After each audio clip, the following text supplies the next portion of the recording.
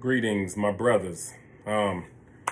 Previously, I did a video where I talked about how the importance of iron sharpens iron and the countenance of men. I didn't want to leave that video just by itself because something else was in my spirit that I wanted to address in connection to that one. So this is not really a part two, but it's kind of a spinoff on what I spoke about previously. And this issue here is it's about fulfilling one's purpose, okay, as men, okay? Again, sorry, ladies, I'm not trying to exclude y'all, but this is for the men, okay? And so hopefully y'all can appreciate this because it will only make a man better, which will make your man better, hopefully. Okay, so one of the reasons why we as men that we lack in the area of sharpening one another and developing, bettering the countenance of one another is because many of us are not walking in our purpose. Okay, I've had the privilege and the honor of meeting and walking with so many amazing, great men. Okay, from all walks of life. All right.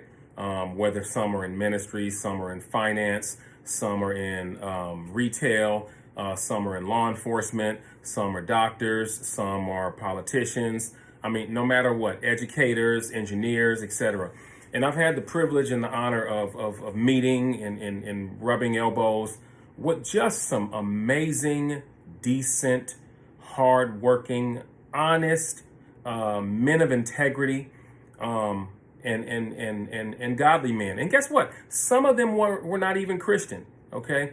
Just because I'm a believer of God doesn't mean that I only limit my interaction and my fellowship to a man who only knows God or reads the Bible or goes to church, okay? No, that's not correct. There are great, amazing people out there who don't even go to church.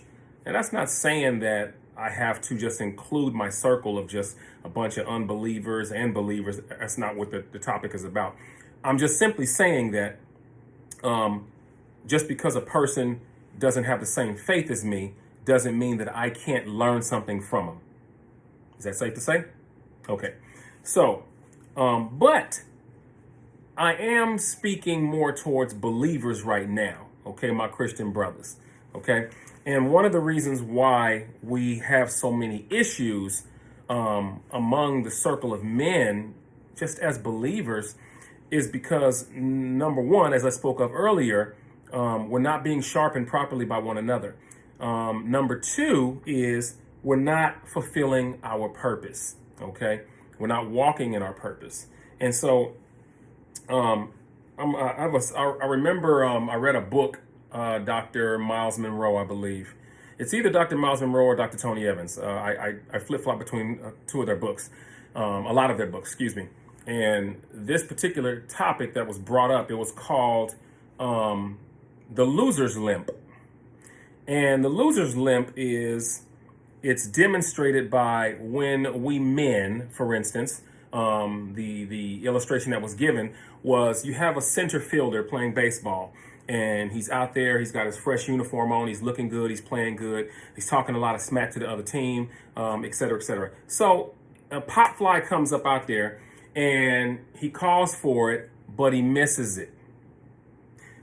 He's an experienced player. People know him, okay? They know him by name. Again, he's a great smack talker. You know how we men are, we talk a lot of smack. And so, but he misses the pop fly. Now, later on when he gets back into the dugout or he happens to have an interview by, a sports caster or whatever, they ask him the question, so, what happened out there? And instead of him taking ownership of his inability, instead of him taking responsibility of his failure to execute the play, instead of him taking accountability and ownership of his mess up, something that he should have caught, that he should have had, this process is called the loser's limp. In other words, he starts to make excuses. Well, you know what? If that sun wouldn't have been in my eyes, I'd have had that ball easy. Or, my other outfielder or right fielder or left fielder, he was running for it, and I thought I heard him call for the ball. The loser's limp. It's like we're limping to fake an injury when we really don't have an injury. But that's how we operate in our lives as men.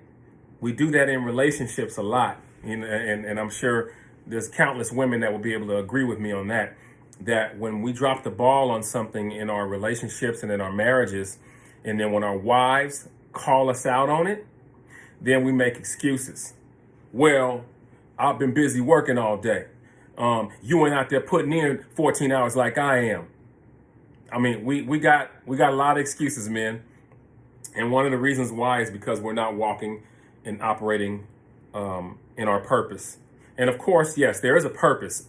We all know why we were born. Okay, we were born because a man and a woman got together, had sex. 9 months later, we popped out. That's why we were born.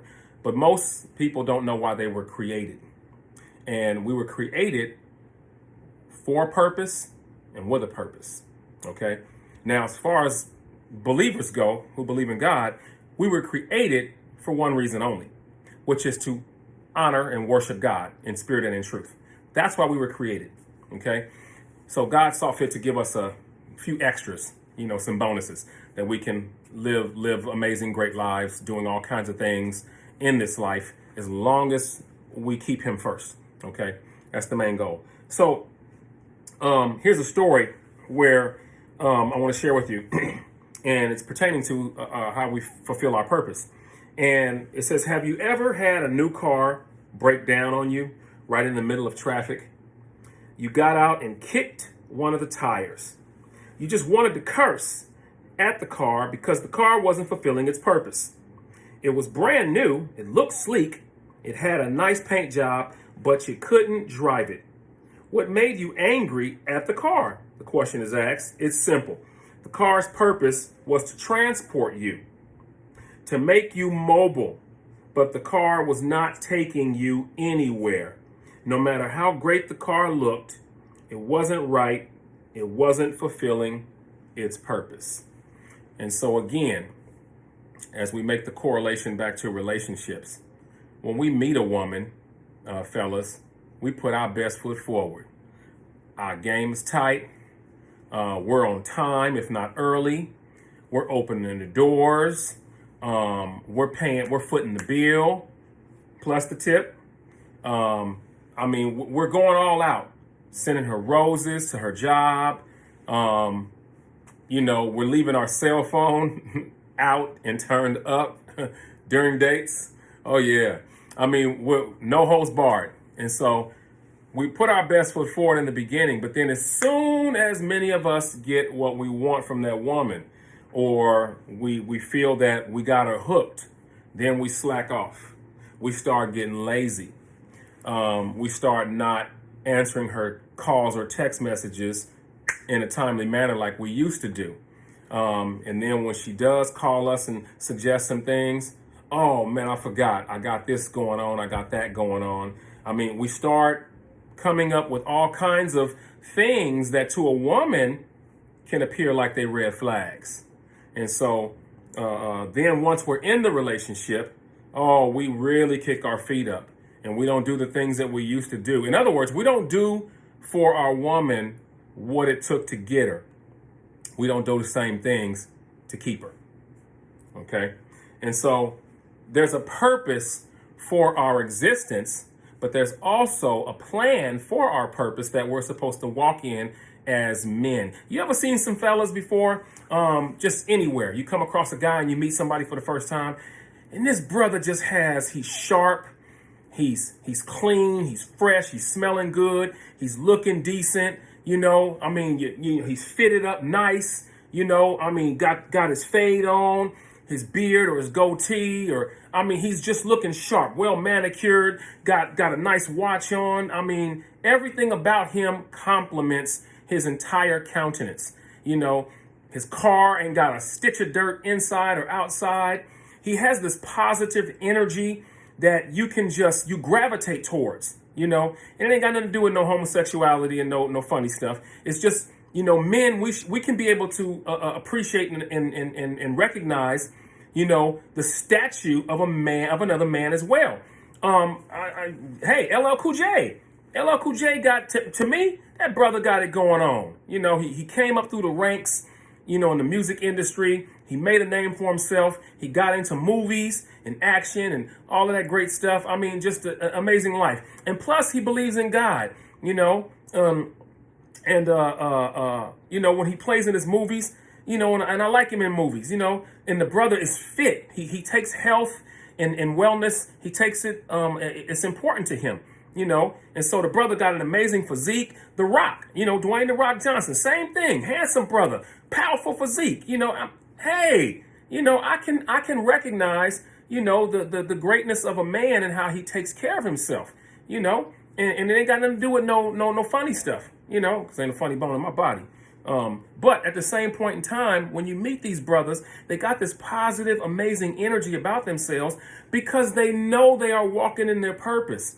They're not sitting at home playing PlayStation all day, getting high, on social media, popping bottles of Cristal, Hennessy, Cavassier, all in Vegas with your drink and everything, and everybody know you ain't got no job. So what are you celebrating for? Or you laying up with some woman and you keep giving her kids. She's living on Section 8, and you living off of her, and you keep putting kids in her, but you don't have no full-time job with health benefits. And you letting the system take care of her and your kids. That's lazy. That's a weak male. And as I said before in the previous video, I don't like weak males like that. I don't get down with those fellas. I don't even want you in my circle. Yeah, I can meet you and we can chop it up and I can, impart some wisdom and knowledge. And, I can even, throw that mentor type thing at you and, hopefully you embrace it. But other than that, if you don't want to be the type of man to walk in your purpose, then, hey, you're going left and I'm going south. So the problem with this is when we're not walking in our purpose, then it's impossible to fulfill that purpose.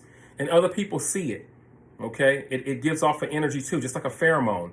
And people see it, they sense it, okay? And they don't want nothing to do with you. And so instead of being that type of man who's just sitting at home all day, always waiting for a handout, always looking for somebody else to hook you up, no, okay? You got to start walking in your purpose. We all got limitations, okay? So none of us can do everything. Okay, I recall when young Jeremiah, when God had called him to be a young prophet, and Jeremiah, he was insecure. He was young, but he was insecure, and so he started trying to get out of his assignment that God was trying to give him. And so God had to remind him, well, first of all, young man, I'm going to put the words on your mouth to say. I knew you before you was formed in your mother's womb. So don't think I, as God, got it twisted. I know who I was calling. Okay, you have a calling on your life because I'm putting one on it. And you have a purpose, and your purpose is to go and fulfill the destiny of what I need you to do for my people. Okay, and so I don't know how God is talking to you today, fellas. I don't know whether it's, through his word that you're reading. I don't know whether it's through some movies, a sermon, another brother's confirmation. I don't know. But God does speak to us. You just have to be listening. So if you're not walking in your purpose, if you're not living in your purpose, then might I suggest you get closer to God, because only with a personal relationship with him and you studying his word can you find out what it is that he exactly wants you to do. Okay? So I just stopped by to drop another small nugget. Hopefully somebody gets it. If you don't, no hard feelings. But God bless you. God keep you. And I pray that my brothers today are walking in their purpose. And if you don't know how, get with somebody that does know how. Talk to somebody that does know what to do first, how to start you off, okay? None of us have arrived. None of us are perfect. But God does recognize when you're trying. Amen. Love y'all, brothers. Justice League is out.